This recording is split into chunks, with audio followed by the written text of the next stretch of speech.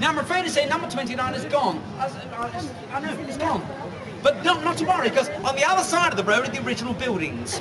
So if you go down the street like that, it gives a marvellous impression of what it was like both sides. It's a good trick, man. Now, so in other words, there's 18th century French Huguenot buildings, in fact, line the actual street itself. Now, I'm not going to go into details how she was killed. She was killed in a similar way to the other girls. The fighters after that second murder, they suspected a man called Leather Apron.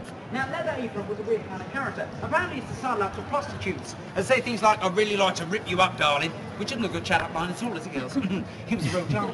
No, there's a policeman who believed he knew who this Leather Apron character was. This policeman's name, unfortunately, was Sergeant Thick. And he said it's John Pitzer. So they arrested a man called John Pitzer, put him in an ID parade. Sure enough, he was picked up by a witness. Who's already said the police, two murders, and we know Jack the Ripper is already. No, they haven't. I'm afraid the witness proves he was somewhat unreliable. In fact, he was taken down to see the dead body of Annie Chapman, and he said this, he said, I've got to be honest, I've never seen this woman in my life. But thanks for showing me the body anyway. Mr. Sicko, so they had to release him. They also had to release John Pitzer as well, because they had two cast-iron alibis for where he was in the first two murders.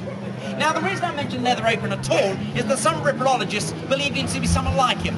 In other words, a Mr. Loner, Mr. Inadequate, who lived in the heart of the East End itself. And one of the main clues to that being so is that after he left Catherine Eddowes in that pool of blood in Mitre Square, that's the direction to which he was running with that piece of blood and apron and knife in his hand back towards the heart of the East End.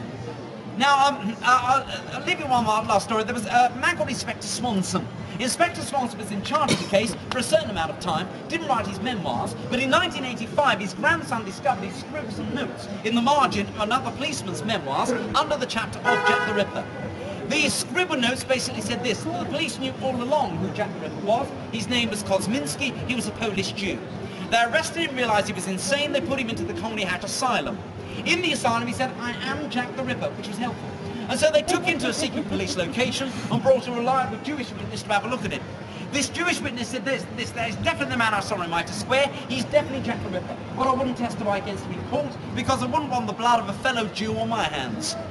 Now, in fact, he couldn't go to court anyway. He'd already been committed into an asylum. But surely we need to go no further. If Inspector Swanson, senior officer, says it's Kosminski, it's got to be Kosminski. But I'm afraid to say, like many of these kind of stories and theories, when you get near and close, as far as details and timings are concerned, like sand, it begins to dribble through your fingers.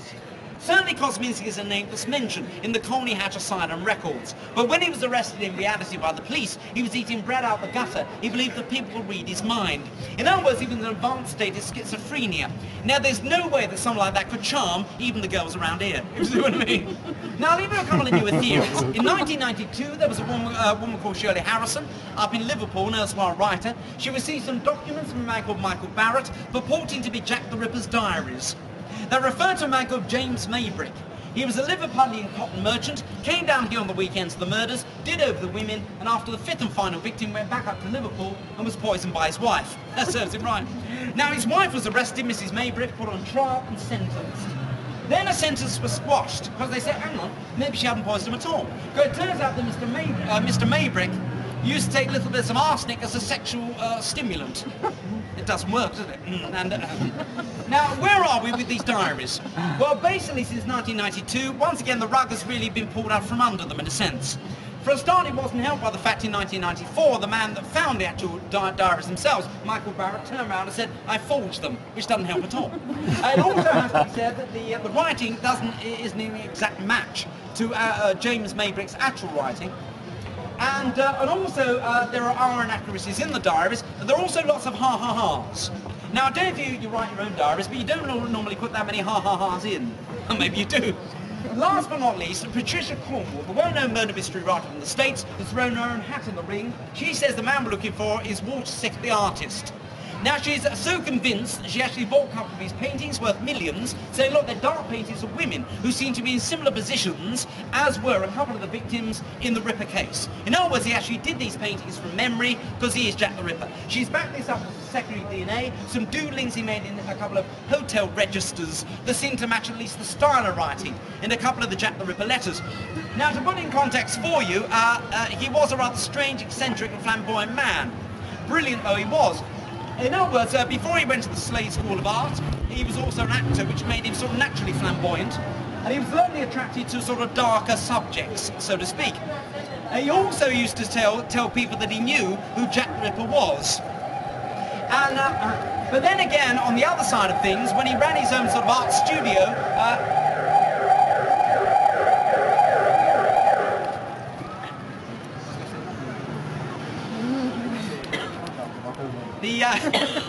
and also when he used to run his own artist studio, he used to wear a different hat every day for no apparent reason.